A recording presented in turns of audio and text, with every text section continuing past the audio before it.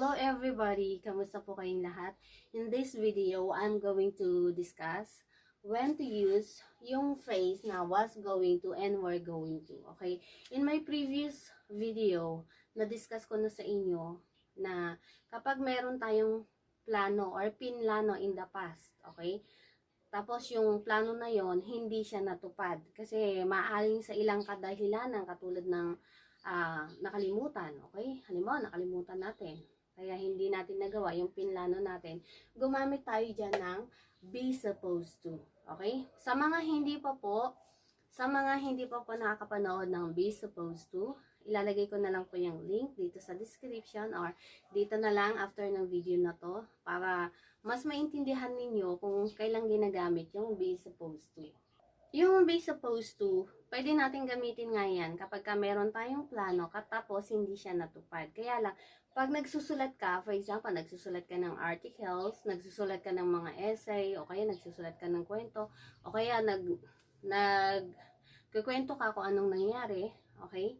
Hindi pwedeng laging was supposed to, okay? Hindi pwedeng paulit-ulit yung phrase na was supposed to. Meron din tayong pwedeng ipangtumbas sa was supposed to, okay? Ano yon? Pwede nating ipangtumbas yung was supposed to sa was going to. Okay? Yung were supposed to, pwede rin naman nating ipangtumbas sa were going to. Kaya may makikita kayong equal sign dyan. Na kung saan, isa lang ang ibig sabihin niyan. Na kung saan, meron kang pinlano in the past at hindi natuloy. Okay? Hindi nangyari. So, sinabi ko lang yan guys na pwedeng was supposed to. Pero ang topic natin ngayon ay all about was going to and were going to. Kailan siya ginagamit yung was going to and were going to. Tatandaan natin yung was going to ay tatlo siya. Was, tapos yung going, tapos yung to. Okay? Ganon din dito. Kaya lang, tatandaan natin yung be verb na ginamit dito ay was. Okay? Kailan nga ba ginagamit yung was? Kapag ang subject natin ay I, okay, she, he, tsaka it. Okay?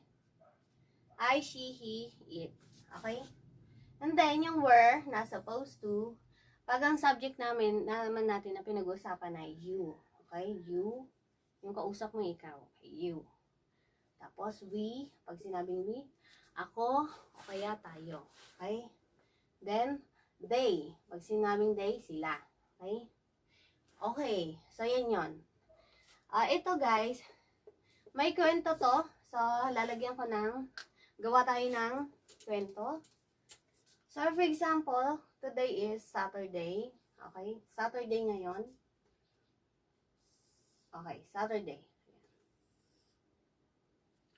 4 p.m. ngayon. 4 p.m. Tapos sinabi ko kay Jenny, I am going to call you at 8 p.m. So, ito yung 8 p.m. Okay? Ayan. So, inaasahan ni Jenny na tatawagan ko siya ng 8 p.m. So dumating na yung 8 p.m. Okay? 8 p.m. hanggang sa naging yung 8 p.m. lumampas na. Hanggang sa naging Sunday na. Okay? Ayan, nakarating na ng Sunday. Umaga na ng Sunday. Tapos yung promise ko kay Jenny, hindi ko siya natawagan ng 8 p.m. Okay? So, hindi natuloy. So, ito, dumating na yung Sunday. Okay? Sunday, hindi ko natawagan si Jenny. So, kung meron akong kausap ngayon sa bahay, for example, yung mother ko, ay nay, tatawagan ko sana si Jenny kagabi, kaya lang hindi natuloy. So, paano ko sasabihin sa nanay ko yon? So, I was going to call Jenny last night, but I forgot. Okay? Tapos sasabihin naman sa akin ng nanay ko, ganun ba? Eh di, sabihin mo na lang kay Jenny at humingi ka ng sorry. Okay? Paano ko na naman sasabihin yung kay Jenny? Okay? Halimbawa, si Jenny, okay? So, instead na Jenny, pwede natin palitan to. Okay? Ang kausap ko na ngayon, hindi na ako nagkikwento sa nanay ko. Ang kausap ko na ngayon ay si Jenny. Okay? Halimbawa, ito na, kausap ko na si Jenny. Tatawagan sana kita kagabi, kaya lang nakalimutan ko. So, paano ko sasabihin yung kay Jenny? I was going to call you I was going to call you last night, but I forgot. Okay? So, yan ang ibig sabihin nun. Yung pinlano ko, natatawagan kita. Halimbawa, ikaw si Jenny. Natatawagan kita, ay nakalimutan ko. So, I was going to call you last night, but I forgot. Okay? So, tatandaan natin yung was going to. Pwede natin ipangtumba sa was supposed to. Okay? So, kung hindi ka gagamit ng was going to, gumamit ka ng was supposed to. Okay? Okay? So, eto, supposed to, meron akong kausap dito. Kinikwento ko na nakalimutan kong tawagan si Jenny. Halimbawa nga yung nanay ko. You know what, Mom? I was supposed to call Jenny last night, but I forgot. Okay? So, kinento ko sa nanay ko. Ngayon naman, kung ikaw si Jenny, okay? Pwede ko naman sabihin na, instead na Jenny, kasi kausap na kita eh, di ba?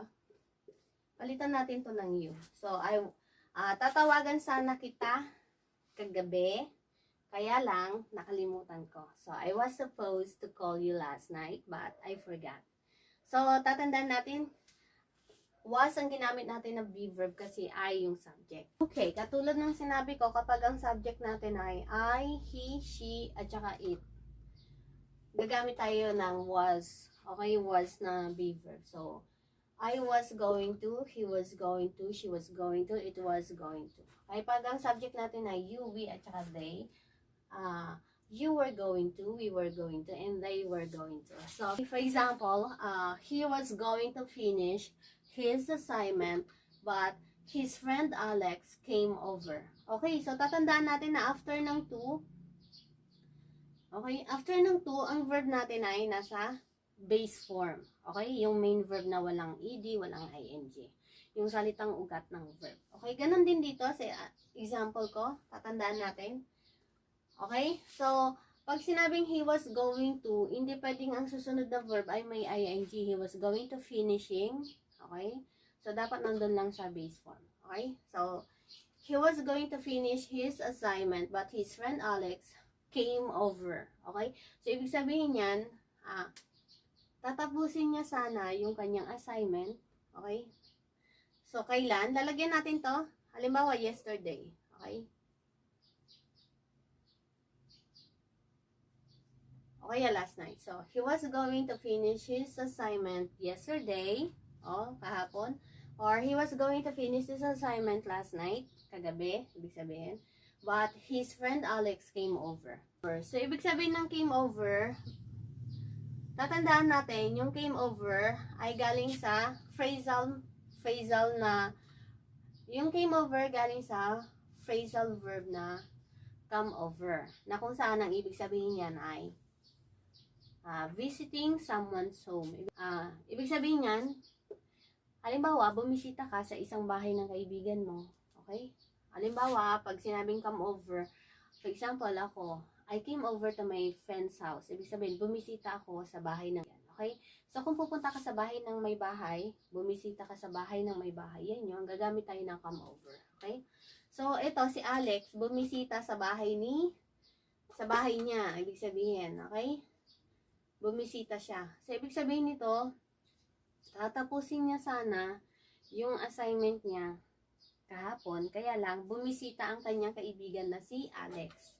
Yan ang ibig sabihin niya. So, may plano siya natapusin yung assignment niya. Okay? Kaya lang, mayroong naging hadlang. Okay? Dumating yung friend niya, si Alex. Okay? Bumisita sa bahay niya. Kaya hindi natapos. So, gagamit tayo dyan ng was going to kapag ka meron kang pinlano na dapat gawin pero hindi natuloy. Okay? Gagamit naman tayo ng were going to. Okay? So, another example ay yung we. Halimbawa tayo. Okay? Tayo o kaya kami. Okay? Basta kasama ko as speaker. Kami. Okay? Kami. Ako at saka yung mga kasama ko kami. O kaya, ako at saka ikaw. Okay? O kaya, ibig sabihin ng we, tayo. Okay? Kasama ka, nakausap ko. So, yun yan. So, we were going to have a business meeting yesterday, but it was canceled.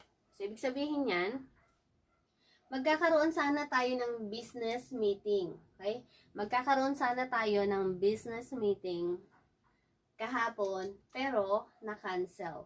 Okay? But it was canceled. Okay? So, gumamit tayo dyan ng were going to. Okay? We're going to. Okay. Sensya na.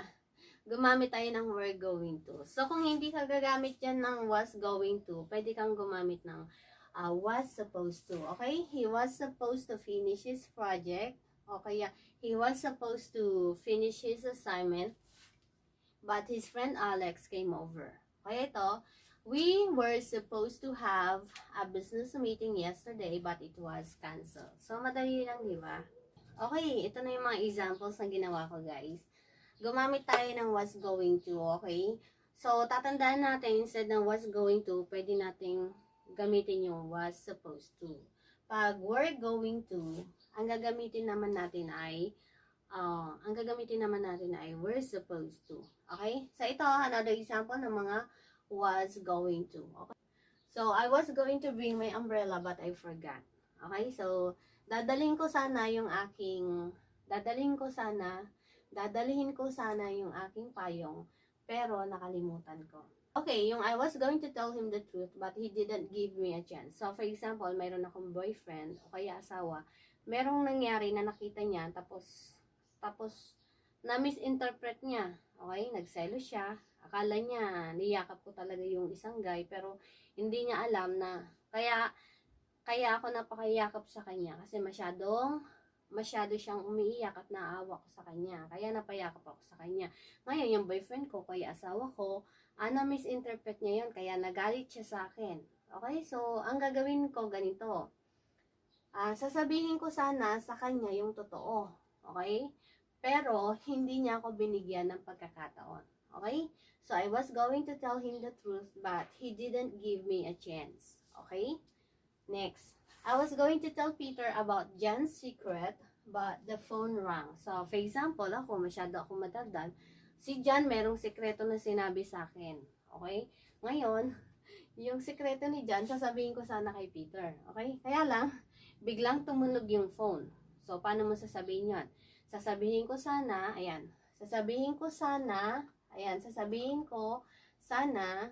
kay Peter ang tungkol sa sekreto ni John, pero tumunog yung phone. Okay? So, I was going to tell Peter about John's secret, but the phone rang. Okay? Okay, number 4. Halimbawa, si Jenny, siya. Okay, babae siya, kaya she. She was going to phone the ABC store, but it was already closed. Okay, so, tatawag sana siya. Okay? Sometimes yung salitang call, okay, tatandaan natin sa English yung salitang call, sometimes, pwede mong ipagpalit or pwede mong palitan ng salitang phone. Ibig sabihin nito, phone or call, parehas lang yan. Okay? Phone. Hindi lang yan, yung salitang phone, hindi lang yan tumutukoy sa pangalan, yung phone o yung telepono. Okay? Sometimes, pwede rin siyang gamitin as verb. Okay? So, ibig sabihin, she was going to call or she was going to phone. Isa lang ibig sabihin yan. Okay? Ito, bilang verb ginamit to. Bilang verb. Okay? So, she was going to phone the ABC store but it was already closed. Pag sinabing it, okay, tumutukoy yan sa ABC. Okay? So, tatawagan niya sana yung ABC store. So, tatawagan niya sana. Okay? Halimbawa, kahapon. Okay? Kahapon nangyari to. So, kahapon, tatawagan niya sana. Pwede ka maglagay dito, guys. She was going to phone the ABC store. Halimbawa, last night. Okay?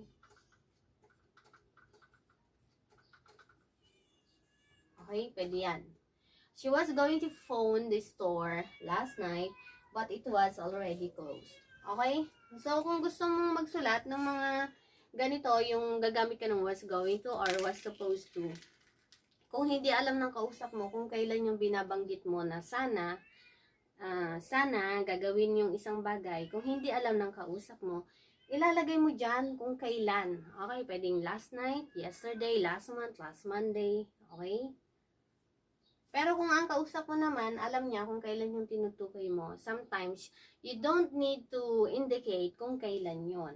Okay? Automatic na yon na alam niya kung kailan yung sinasabi mo. So, nagigets niyo po. Kasi napansin ko dito sa mga example ko, So, mga example ko, walang naka-indicate na time. Kasi sometimes, yung kausap kasi natin, alam na niya kung kailan yung sinasabi mo na gagawin mo sana yung isang bagay. Okay? Okay. Pero, pwede kayong maglagay pa rin kung kailan. Okay? Walang masama po doon. Ito pa guys, yung mga examples na ginawa ko na kung saan gagamit naman tayo ng we're going to. Okay? Okay, pag sinabing they, sila. Okay? Halimbawa, yung mga estudyante. Halimbawa lang, okay? They were going to talk to their English teacher but he or she was too busy. Pag ang teacher nila ay lalaki, he. Pag babae naman ay she. Okay? So, ibig sabihin niyan, kakausapin sana nila, okay, kakausapin sana nila yung kanilang English teacher. Pero, masyado siyang busy. Ayun yon. Okay? And then, pag sinabing we, tayo, or kami. Okay? Tatandaan natin may kuwit pala yan. Okay? Okay. Manonood sana tayo ng Smallville kagabi. Pero, nakatulog tayo pagkatapos kumain ng hapunan. Yan ang ibig sabihin yan. You were going to go to Manila yesterday, but you were feeling unwell. So, ibig sabihin, pupunta ka sana sa Manila kahapon, pero masama ang iyong pakiramdam. So, halimbawa guys, meron tayong pinlano. Okay? Meron tayong pinlano in the past. Okay, pag sinabing in the past, nakaraan na. Kaya halimbawa, kahapon, last week, okay, last night, tapos hindi siya natuloy. Gagamit tayo dyan ng was supposed to o kaya was going to. O kaya, gagamit tayo ng were going to or were supposed to. So, sana naintindihan po natin ang lesson for today.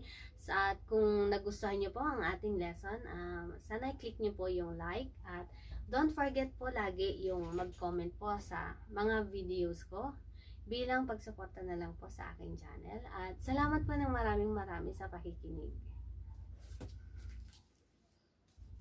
At maraming salamat po sa pakikinig. Mabuhay po kayong lahat.